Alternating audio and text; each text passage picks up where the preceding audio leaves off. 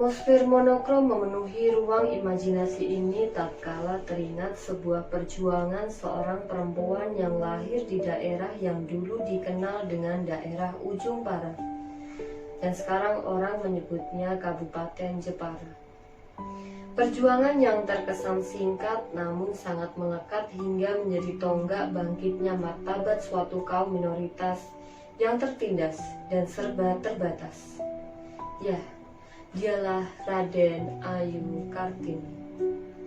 Berawal dari ketulusan cinta seorang laki-laki keturunan bangsawan terhadap wanita biasa non-bangsawan yang merupakan keturunan kiai, lahirlah anak kelima berjenis kelamin perempuan dari pasangan Raden Mas Adipati Aryo Sosroningrat dan Mas Ayu Ngasirah.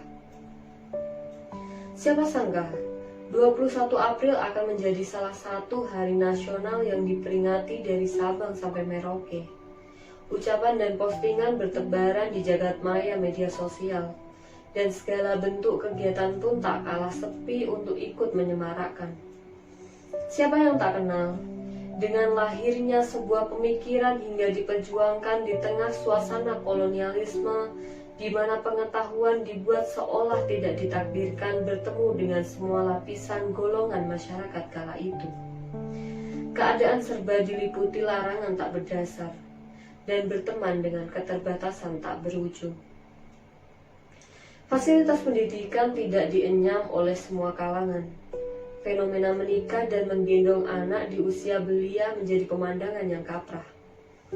Ada gejolak yang menggelitik hati kecil Kartini pada saat itu. Segala tatanan adat yang menurutnya lebih tidak berpihak pada kaumnya, bahkan menjadi korban perasaan menjadi hal yang seolah-olah sudah dikodratkan. Kartini mungkin termasuk orang yang beruntung, setidaknya ia bisa mengenyam pendidikan. Jelas ini tak luput dari gelar bangsawan yang disandangnya karena ayahanda adalah seorang bupati kala itu. Walaupun pada akhirnya Kartini tidak melanjutkan sekolahnya karena terbentur waktu pingitan sudah tiba. Selama ia menjalani masa pingitan, ia tak lepas dengan kejenuhannya sebagai perempuan yang beranjak remaja. Yang kata orang, remaja adalah usia produktif dalam mengasah dan mengembangkan diri. Secercah kejenuhan terpecahkan ketika kakak laki-laki Kartini, yakni Raden Mas Panji Sosro Kartono, menghampiri Kartini yang tengah bermain lesu di tengah-tengah gamelan. Sang kakak pun mengerti, adiknya sedang mengalami masa yang tidak menyenangkan dalam hidupnya. Terlebih kakaknya tahu betul adiknya ini memang berbeda dari perempuan pada umumnya. Hadiah. Ya, begitu kakaknya mengucapkan kata itu untuk menghibur adiknya. Awalnya Kartini tidak begitu tertarik menanggapi tawaran hadiah dari sang kakak, karena ia menganggap kakaknya hanya iseng dan hanya menggodanya saja. Namun Kartini segera bangkit ketika kakaknya, Panji Sosro Kartono, memberikan wejangan singkat yang mampu membuat Kartini mengernyitkan dahi masih setengah tidak mengerti. Begini katanya, tubuh bisa hancur di telan tanah atau dibakar di atas kayu bakar. Ananging pikiranmu tidak ada batas waktunya. Sambil memberikan sesuatu kepada Kartini. Singkatnya Kartini beranjak dari duduknya menuju suatu ruangan yang diinstruksikan oleh kakaknya. Sebuah almari kayu yang lumayan tinggi berada di ruangan tersebut. Dibukalah almari tersebut menggunakan sebuah benda kecil yang Sosro Kartono menyebutnya sebuah hadiah untuk adik tercinta. Ya, kunci almari itulah hadiah dari kakaknya. Kumpulan jendela dunia berjajar rapi di dalam almari tersebut. Kartini tersenyum lebar sumringah mendapati kakak tercintanya memberikan hadiah luar biasa. Mulai saat itulah hidup Kartini semakin membebaskan cakrawala berpikirnya. Dia pun tak sia-siakan untuk melalap habis buku-buku warisan dari kakaknya. Dari membaca buku-buku yang kebanyakan berbahasa Belanda, membuat Kartini terbiasa dan bahkan fasih menggunakan bahasa Belanda. Dan ia mulai membuka jaringan pertemanan hingga memiliki sahabat pena dari negeri Belanda. Hobi membaca hingga menjadi kutu buku mengantarkan Kartini cakap dalam menulis, dan bisa dibilang Kartini banyak mengunduh ilmu. Tidak hanya dari buku, namun juga majalah hingga surat kabar yang dikirimkan Sosrokartono kakaknya. Tidak hanya buku, Sosrokartono tak lupa menyapa adiknya dan sesekali memberikan wejangan melalui korespondensi yang lagi-lagi mampu membuat Kartini berani melangkah. Mengutip dari beberapa sumber, Sosrokartono pernah mengatakan seperti ini kepada Kartini. Apa yang kamu miliki saat ini tidak akan ada artinya jika hanya untuk dirimu sendiri. Kamu harus berbagi. Perubahan tidak bisa berjalan sendirian.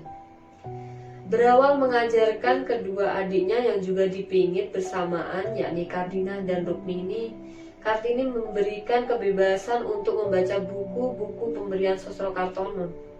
Selain itu, batasan sebagai adik kakak yang harus menyembah dan berlutut jika ingin mendahului pun hilang di tangan Kartini. Mereka hanya menerapkan batasan sewajarnya sebagai adik dan kakak. Bersama kedua adiknya yang menjadi pengikut setia Kartini kala itu, mulai berbagi ilmu yang mereka miliki seperti yang Sosrokartono wejangkan kepada Kartini. Dengan membuka pendopo untuk tempat belajar bagi rakyat pribumi, mulai dengan menulis, membaca huruf alfabet hingga aksara Jawa mulai digiatkan mereka. Kebiasaan bertukar kabar dengan sahabat pena masih terus berlangsung. Seiring berjalannya waktu, kemampuan menulis Kartini tidak hanya seputar keluh kesahnya, namun tulisan-tulisannya juga memuat tentang isu-isu pendidikan, sosial, dan ekonomi, hingga mengundang decak kagum orang-orang Belanda. Bahkan di beberapa kesempatan Kartini dan kedua adiknya, Kardina dan Rukmini, mendapat undangan bersama ayahandanya untuk menghadiri suatu pesta. Disitulah dia menerima sanjungan atas kemampuan menulis dan kepedulian yang luar biasa terkait keadaan sekitarnya. Bahkan berkat kemampuan berbahasa asing yang dimiliki Kartini, Kartini memperkenalkan ukiran khas dari daerahnya, yaitu Jepara. Banyak rakyat tertolong dan mulai memiliki kesibukan yang menghasilkan uang dari hal tersebut. Hal itu pun awalnya tak mudah karena rakyat terlalu pesimis, namun berkat kegigihan Kartini meyakinkan para pemahat ukiran itu pun akhirnya membuahkan hasil.